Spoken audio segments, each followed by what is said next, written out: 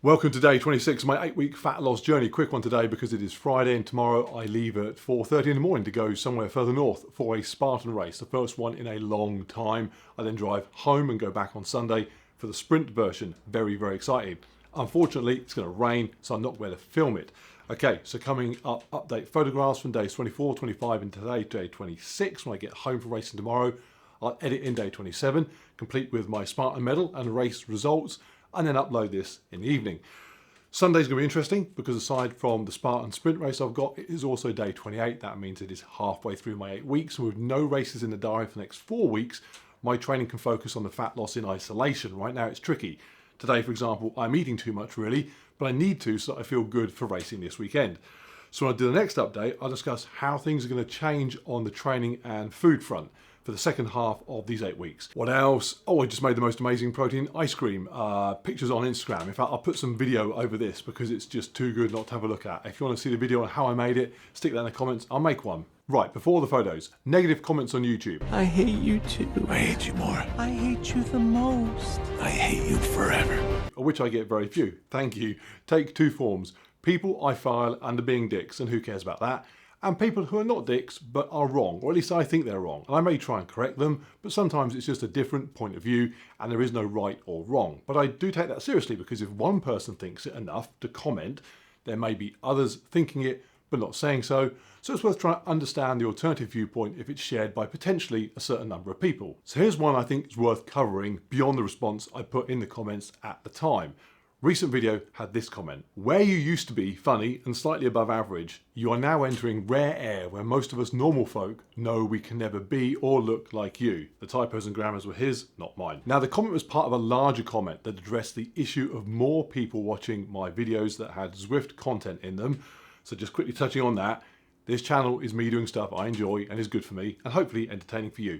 In the couple of years I've done it and mucked about on it, it's included all sorts. Motorbikes, traveling, gear reviews, paddleboarding, marathons, my dog, being vegan, lifting weights, you get the idea. And yes, Zwift. And Zwift, especially over lockdown, attracts lots of views. I don't care. If I go running with my dog, it will get less views, but I enjoy it more than cycling in here all the time, so I'll make a video on it.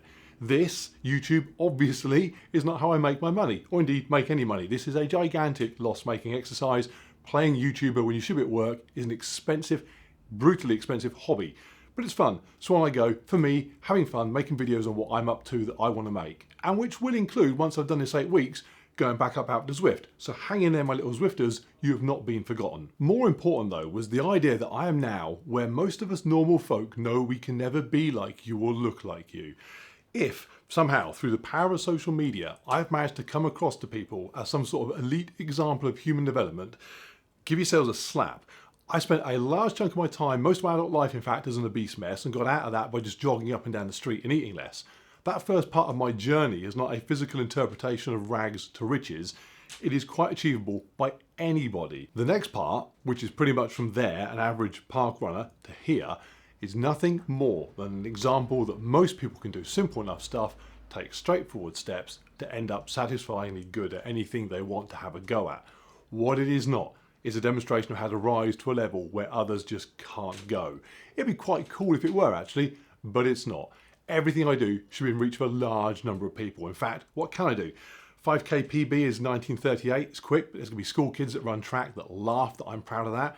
Opposite end of the scale, I was chatting with a guy last week who's 65, he's got a marathon time that makes mine look like a joke, as they should do. I'm as far removed from the ideal shape for running sort of long distance events that you can get really. I mean, having me as your running idol is like having Danny DeVito as your Michael Jordan.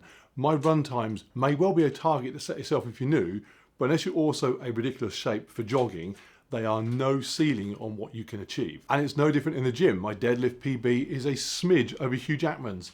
That's Hugh Jackman the actor, not an Olympic lifter, the thespian. If you want to achieve an awesome deadlift, to be a strength athlete and train to do that, Mark Lewis and Hugh Jackman are not going to be your heroes in the powerlifting world. On Zwift in here, I'm a C category rider and I look for short races so I can do well in those. If you're not familiar with the alphabet system used in cycling, all the A's and B's, they're much quicker than me. My race tomorrow, Spartan. In my age group, if I'm in the top half of that little group, I'd be delighted. 2 years ago, I was always last. If I go and win it now, and then you can regard that as a freak event. I'm running out of things I do that someone could regard my results as being unachievable at. I don't know.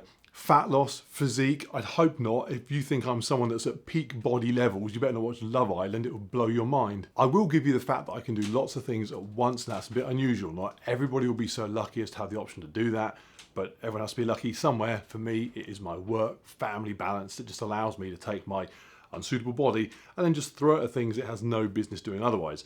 That is my attribute that I bring to the table that not everybody will have or be able to get. Some people will have it. Some people will have it a million times better.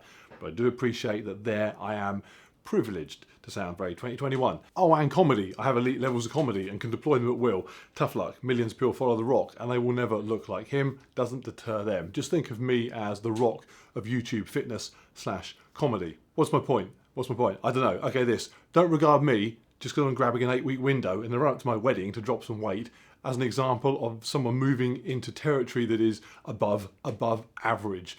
If you see me and think unobtainable without really good reasons, then the problem is you are setting the bar too low.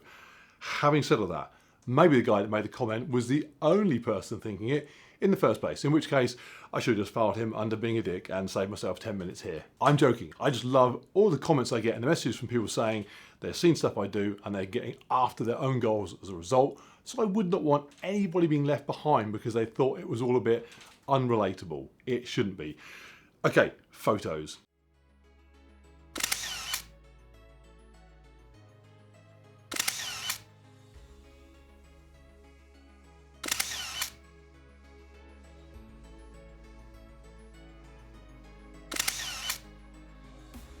How were they? My Spartan results, did I crush it? Very excited. Okay, gotta go pack and I'll see you guys on the next one.